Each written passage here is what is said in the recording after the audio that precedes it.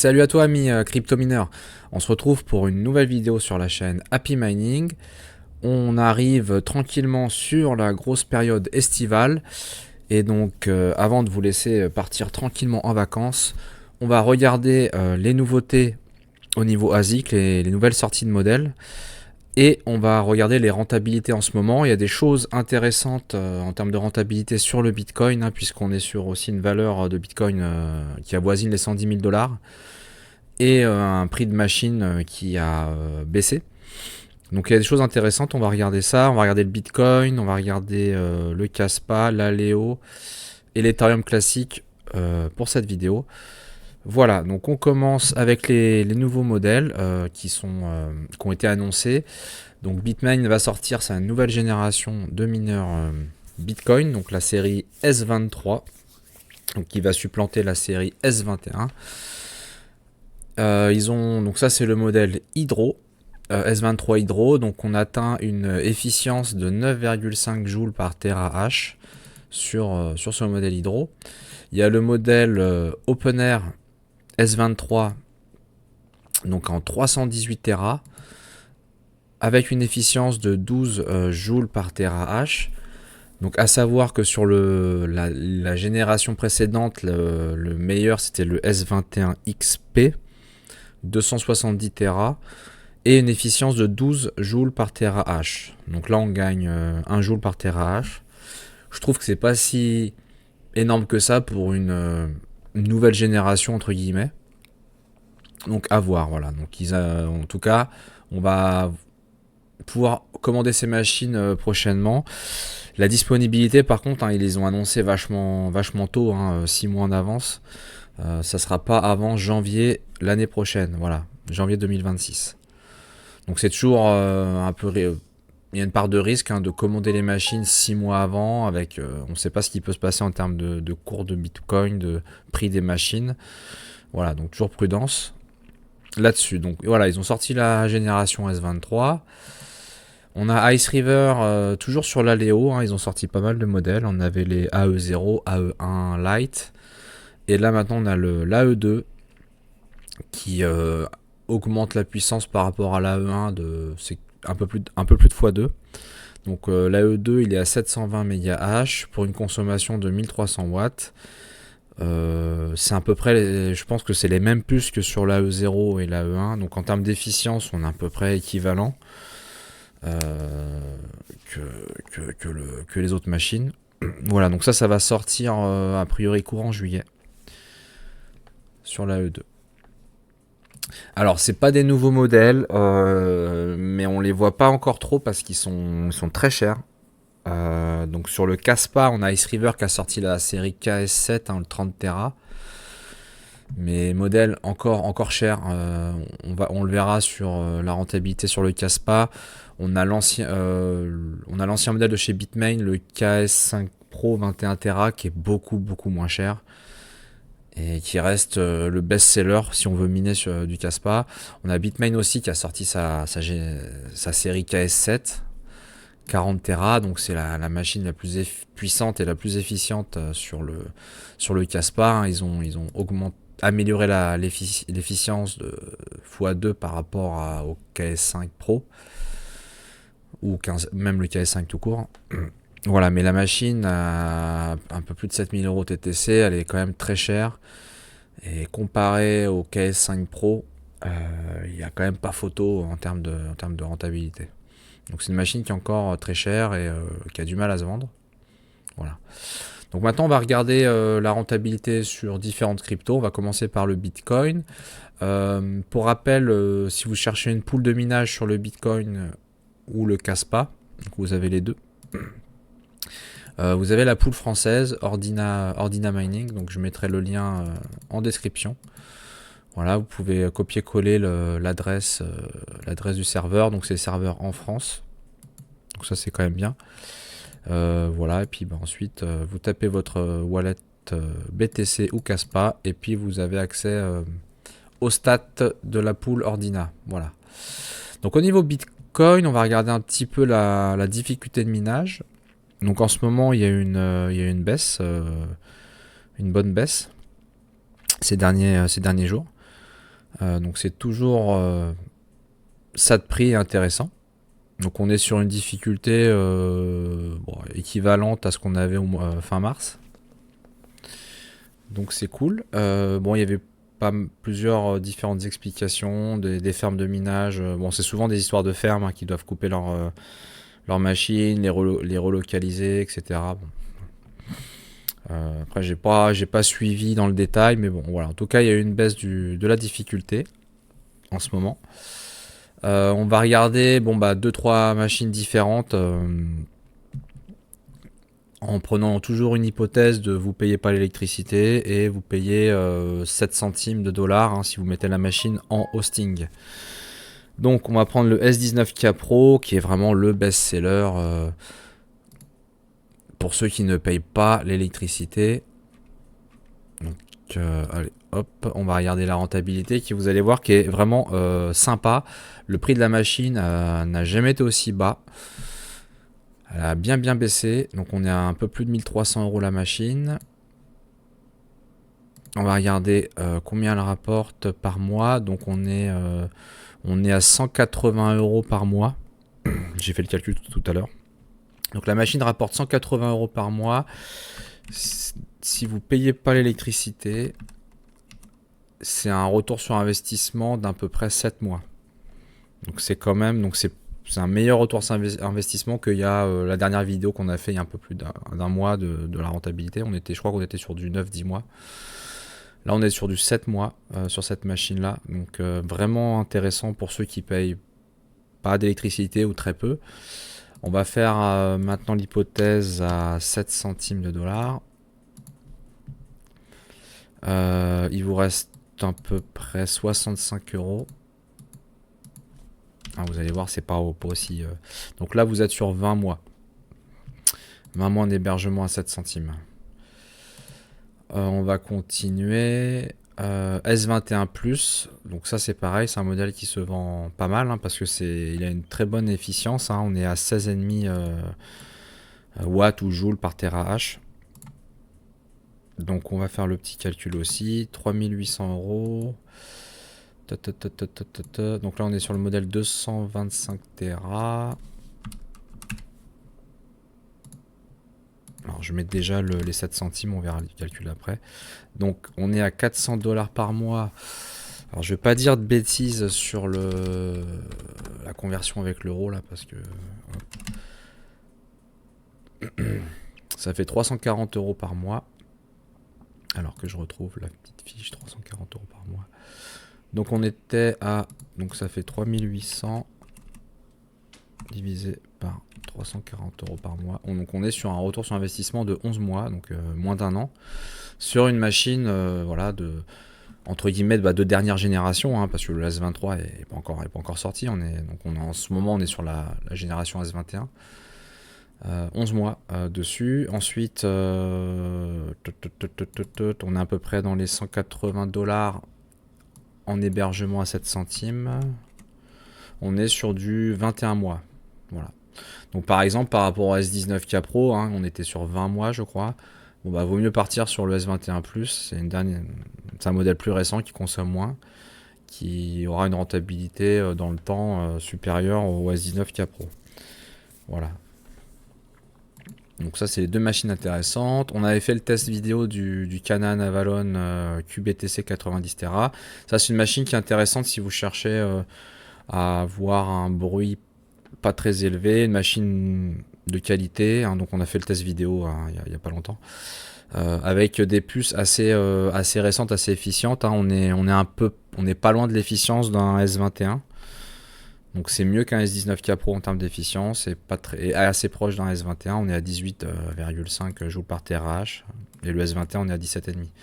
Voilà, donc on a une machine à 2000 €. Donc vous allez voir, c'est quand même plus cher, hein, mais alors je vais pas faire l'hypothèse. Bon, je vais faire l'hypothèse à 7 centimes hein, si vous voulez. Mais pour quelqu'un qui paye peu cher son électricité, alors c'est pareil parce que là, le cours du dollar a tellement changé. Ouais, on a 136 €. Ok, donc 136 € par mois. Donc 2000 divisé par 136, on est sur 14 mois à peu près. Donc ça c'est pareil, hein, c'est des machines, ça peut être intéressant si vous voulez l'utiliser pour chauffer, 6 mois de l'année, si vous avez des panneaux solaires et que vous voulez ne pas juste revendre pas très cher l'électricité à Enedis EDF, vous pouvez consommer cette production avec une machine de minage comme celle-là. Donc elle est silencieuse, elle a 3 modes de fonctionnement. Voilà, je vais pas refaire le test maintenant. Donc très bonne machine, voilà, donc à peu près sur les 14 mois. Après oui, forcément, si on commence à payer 7 centimes, il nous reste environ, alors c'est pareil, je vais faire le calcul parce que là, 65 € par mois, divisé par 65, là on est à 30 mois. On a 30 mois de retour sur investissement quand on commence à considérer 7 centimes de dollars par le kilowattheure. Voilà, donc bon, c'est toujours très très intéressant le minage pour les gens qui payent pas très cher leur électricité. On l'a vu là, donc sur ces 2-3 modèles. On va passer au Caspa. On va regarder le hash rate sur le Caspa, c'est intéressant de voir ça. Donc on a eu l'âge d'or du Caspa où c'est monté à 1,5 et je crois que c'est des exahash. Et puis ça retombe, hein. On peut même regarder une vue un peu plus globale. Donc là, ça retombe pas mal. Ça continue à baisser sur le Caspa. Je pense qu'il y a pas mal d'anciennes machines qui coupent. Et puis on voit bien que malgré l'annonce et la sortie de la génération des KS7, il n'y a pas eu de pic. Ça continue à plonger. Donc ça, c'est quand même bon. On va dire que c'est positif, hein, pour les mineurs. Donc le best-seller, ça reste le KS5 Pro 21 Tera. Donc le prix a encore bien baissé. Donc là, on est à 1460 €. On va regarder la rentabilité dessus. Hop. Hop. Alors, ça rapporte par mois 260 $. Hop, la petite calculatrice. Donc ça fait 222 €. Donc 222 €. Donc c'est retour sur investissement en 6 mois pour quelqu'un qui ne paye pas l'électricité. Donc c'est quand même assez canon dessus. Et pour quelqu'un qui paye 7 centimes en hosting, il reste 100. Donc ça va faire 85 €. Il vous reste 85 € par mois. Ça fait un retour sur investissement en 17 mois. Ce qui est plutôt correct actuellement. Voilà, donc ça c'est sur le Caspa. Donc ça peut être une alternative aussi au Bitcoin, ou si vous voulez diversifier, vous avez déjà des machines Bitcoin, vous pouvez aller sur le Caspa. Ensuite il y a l'Aleo, hein, qui est sorti plutôt récemment, hein, les ASIC sur l'Aleo. Donc là c'était pour montrer l'évolution du hash rate sur le réseau Aleo. Donc il y a eu une montée, hein, forcément il y a eu des ASIC qui sont arrivés dessus. Il y a eu une montée en charge, mais il n'y a pas encore eu, voilà, on a atteint à un moment les 2 TH. Ça n'a pas encore explosé comme on a pu le voir sur des cryptos comme le Caspa, etc. Donc vous allez voir, les rentabilités sur l'Aleo sont quand même encore assez importantes. Donc on va prendre l'exemple du AE1 Lite, 300 MHz. De chez Ice River, donc on a une machine à 3400 € actuellement, et donc par mois elle rapporte 295 $. Le petit calculateur, donc 250 € par mois. Donc si on paye pas les lecs, si on compte pas les lecs, alors attendez, parce que là ouais, 250, je peux faire de bêtises. Voilà, retour sur investissement en 13 mois actuellement sur cette machine là, sachant que le prix de la machine a tendance à encore à baisser, donc faut encore surveiller ça. 13 mois, il y a l'AE2, hein, comme j'ai en préambule, hein, je vais le mettre là, je crois qu'il est là, le AE2, voilà, qui est sorti. Donc c'est un modèle, voilà, on passe de 300 à 720 MHz, et le prix n'est pas, donc on a plus du double, et le prix n'est pas doublé, hein. On passe de 3004 a priori dans les 4008. Donc là on va faire le calcul. Donc la machine par contre elle n'est pas disponible tout de suite, ça sera bientôt mis à jour sur le site. Ça devrait être sur le mois d'août, hein, s'il n'y a pas de retard d'Ice River. Là cette machine là on est à 700 $ par mois. Donc 600 €. 600 € et donc 4800 divisé par 600 €. On est sur un retour sur investissement de 8 mois. Donc c'est plus rapide sur cette machine là. Voilà, bon on s'en doutait, 8 mois. Et donc je vais juste reprendre donc la E1 Lite. Après en hébergement, c'est les petites machines comme ça, on les met pas en hébergement, hein, pour juste... on est plus sur les ASIC classiques qui consomment dans les 3000 watts. Mais bon, en hébergement, je vais faire le calcul. Enfin, pas en hébergement, mais bon, on va dire avec un certain coût électrique. On va mettre 7 centimes encore. Ah oui, c'est vrai que la machine ne consomme pas beaucoup, ouais, finalement. Donc en fait, vous voyez, on passe de 294 $ à 270 $. Le coût électrique est encore, entre guillemets, marginal. Donc 230 € par mois. Le prix de la machine, elle était à 3004. Donc 230. Voilà, on est sur du 14 mois. Voilà. 14 mois. Et puis bah, la E2, ça serait encore moins. Mais bon, comme je vous ai dit, hein, le temps que la machine elle soit vraiment disponible, la rentabilité à ce moment-là sera plus basse que celle actuelle. Donc c'est une rentabilité virtuelle. Voilà. Donc, et on va finir par l'Ethereum classique, hein, pour voir où on en est sur l'Ethereum classique. Donc le hash rate, on est sur un pic de hash rate, hein, parce qu'il y avait eu une période où donc après le merge Ethereum, il y a eu beaucoup de machines qui ont été mises sur l'Ethereum classique. On était sur autour de 150 terahash, et puis depuis le fin d'année dernière, ça a pas mal monté. Et là, on est dans les 200, 250 environ terahash. Donc on est sur un pic. Et en termes de rentabilité, oui, c'est pas foufou. Même si le prix des machines ont un peu baissé. Donc il y a le Jasminer XSQ, bon, qui date un peu, mais qui reste un des modèles les plus intéressants, qui est silencieux, qui fonctionne très bien. Moi j'en ai un qui ça fait plus de 2 ans qui tourne. Donc c'est un modèle sympa. Mais vous allez voir en termes de rentabilité, on est sur... Alors ce qui est bien, on peut miner autre chose que de l'ETC, hein, donc des fois il y a des cryptos qui sont plus rentables. Bon, c'est à voir. Alors, mais je vais prendre l'Ethereum classique. Déjà, vous voyez, ça rapporte pas grand chose, hein, même si on paye pas trop d'électricité, on est à 46 $. 46 $ par mois, ça fait 40 €. Voilà, et si vous faites 1600 divisé par 40 €, on est à 40 mois. Ah oui, 4 x 4, 16. On est à 40 mois de retour sur investissement. Et puis avec une élec à 10 centimes. Oui, c'est ça, 10 centimes. Ouais, non, vous voyez, il vous reste 1,50 €, quoi. C'est pour ça, c'est compliqué. C'est compliqué. Donc c'est vraiment bon. Faut vraiment pas payer cher l'électricité, hein. Sur les termes classiques, bon, c'était pour vous montrer où on en était là-dessus en ce moment. Il y avait Bitmain je dis il y avait parce qu'en fait cette machine-là on l'a pas trop vue, qui avait sorti son nouveau mineur ETC. Donc il y avait eu le E9 Pro à l'époque. Ils ont sorti le E11.